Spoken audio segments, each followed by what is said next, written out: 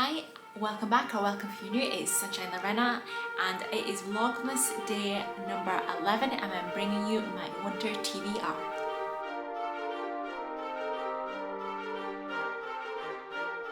So yes, winter TBR is what we're going to be talking about today.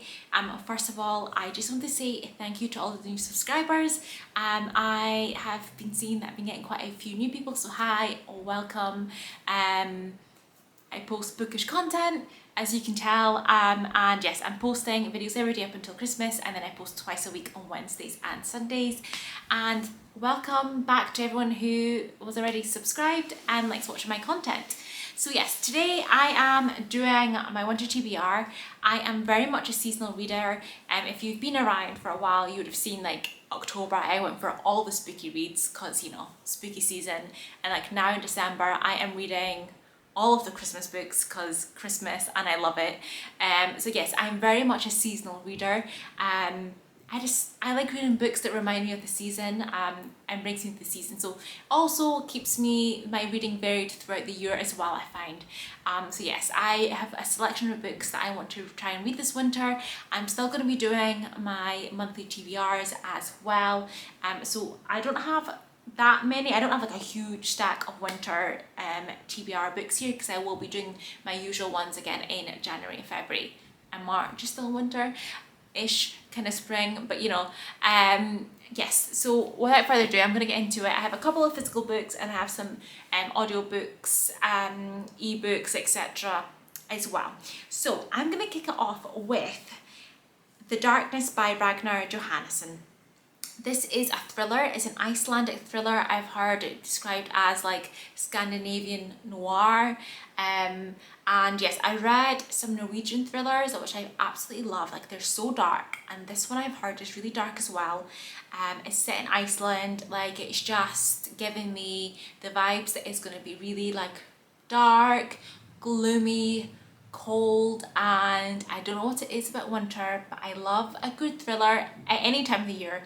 But in winter, like, you know, the wintry thrillers, like, oh, perfect. I don't know what it is. Love them at this time of year, when you know, January time especially. So in this one, a body is found off the coast of Iceland.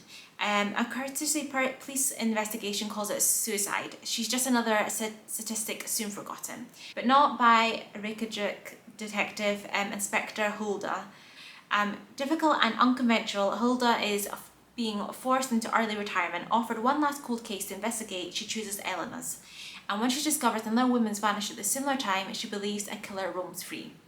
With days before she is stripped off of her badge, can Hulda catch the killer alone?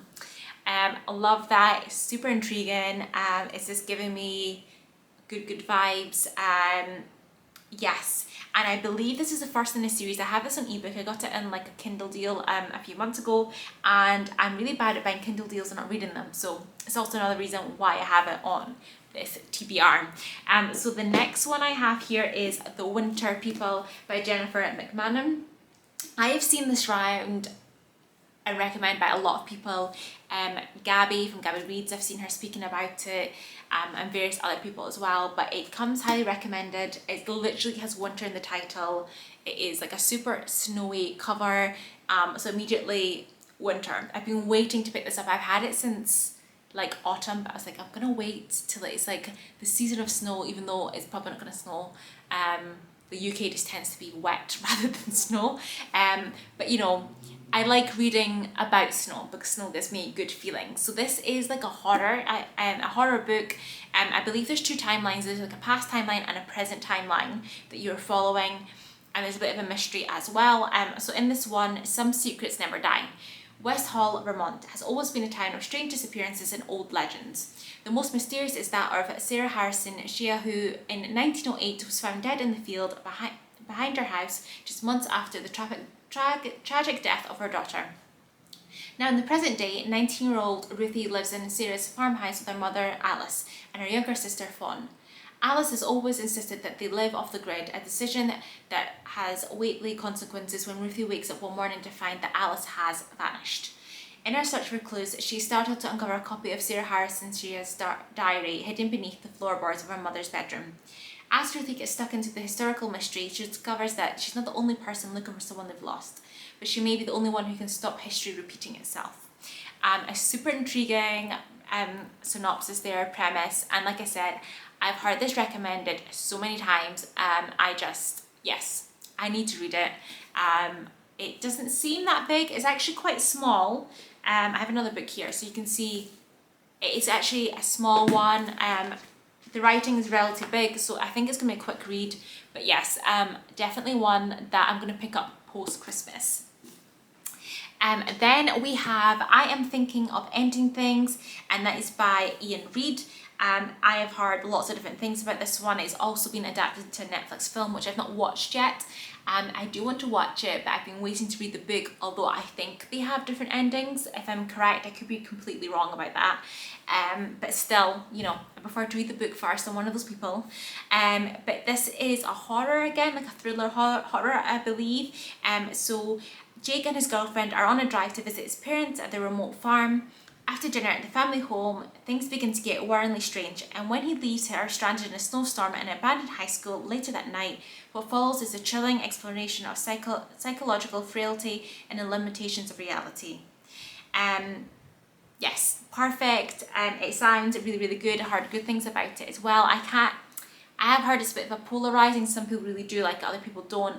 But I'm really intrigued. The fact that it ends up being set in a snowstorm, you know, amazing.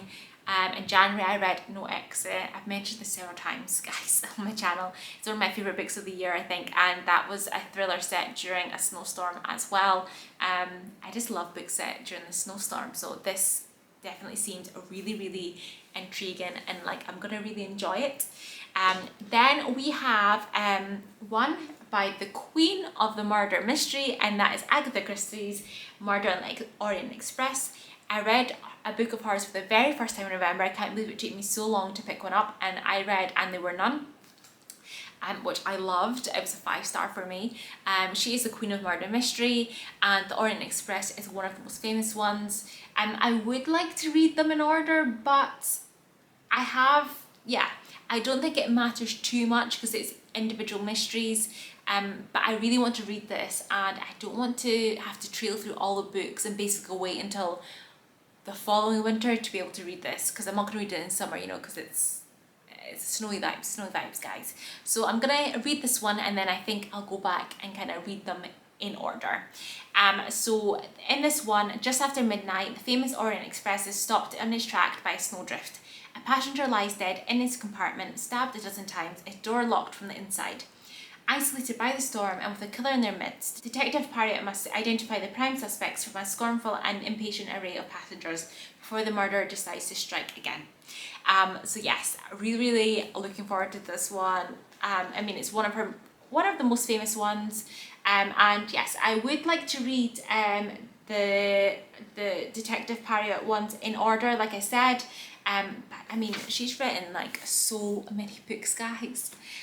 So many books that this is like, I think this is one that's pretty far down the list in terms of the ones of the Parrott series. I will one day read them in order, but I definitely want to pick this one up now. It is the movie cover edition, which, you know, I'm not the biggest fan, but it's not the worst one either. And I got this in the charity shop, which was really good, because you rarely find Agatha Christie's in the charity shops. I mean, they do exist, you just have to be there really early, I think, to find them. So yes, that is really good. The next one that I have, and I have it on ebook, it is Shiver, and it's by Ali Reynolds.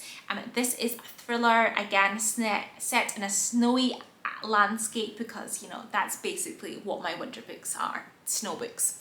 But in this one, they don't know what I did, and I intend to keep it that way. How far would you go to win? Hyper-competitive people, mind games, and a dangerous natural environment combine to make the must-read thriller of the year. Okay. When Milla is invited to a reunion in the French Alps resort that saw the peak of her snowboarding career, she drops everything to go. While she would rather forget the events of that winter, the invitation comes from Curtis, the one person she can't seem to let go. The 5 friends haven't seen each other for 10 years, since the disappearance of the beautiful and anemic Saskia.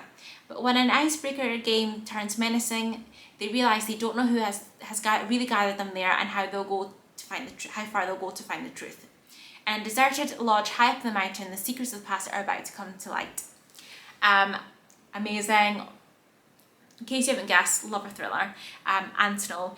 This sounds again like a locked room kind of mystery thriller, and it's also given me a little bit of And There Were None vibes, in the sense that, you know, they don't know who's brought them there, so there's another element of mystery. And yes, winter books, guys, winter books, loving it. And the last one I have on my winter TBR is another thriller. Like I said, it's something about thrillers and winters for me. There seems to be like a ton of wintry thrillers, and I'm here for it. I am here for it, guys. So yes, this is One by One by Ruth Ware. This is one of her newer ones, I believe. I think it came out like 2020, I want to say. So yes, she is well known for her thrillers. I do have to still pick one up of hers. I have Turned the Key that I want to read as well. But yes, I love thrillers, and I definitely need to pick up Ruth Ware because she is known for her thriller writing. And so in this one, snow is falling in the exclusive alpine ski resort of Saint Antoine as the stakeholders and directors of Snoop, the hottest new music app, gather for a make or break corporate retreat to decide the future of the company. At stake is a $1 billion .com buyout that could make them all millionaires or leave them out in the cold. The clock is ticking on the offer, and with the group inversely split, tensions are running high. When an avalanche cuts the chalet off from help and one board member goes missing in the snow, the group is forced to ask, would someone resort to murder to get what they want? Guys, that's another ski resort. Another ski resort in the mountains, snow. You know, it's pretty much the theme of my TBR. But yes, I love how that sounds. Again, cut off, isolated. Some of my favourite thrillers are isolated settings. One of my favourite thrillers, I would say, is No Exit. It was an isolated setting and snow. So, you know, it's my vibe, guys. It's my vibe. But it sounds absolutely amazing. These are all the books that I want to read in winter this year. Like I said, I'm still going to do my usual monthly TBRs. So these will be, I'll fit these in somewhere, guys. We'll see how it all works out. But I definitely want to pick these all up because I don't want to miss a chance to read them. Because yeah, like I said, seasonal reader. I'm not going to read a wintry, snowy book in July. You know, if I can avoid it, because it doesn't go with the vibes. So yeah, let me know if you've read any of these, what you thought of them. If you have any other kind of winter book recommendations, I do have a winter book recommendation up on my channel. It went up, it would be yesterday when you're watching this. So if you want some recommendations for other kind of wintry books, go and check that out. Like I said, I'm posting every day up until Christmas, and then I'll go back to my usual posting schedule of Wednesdays and Sundays.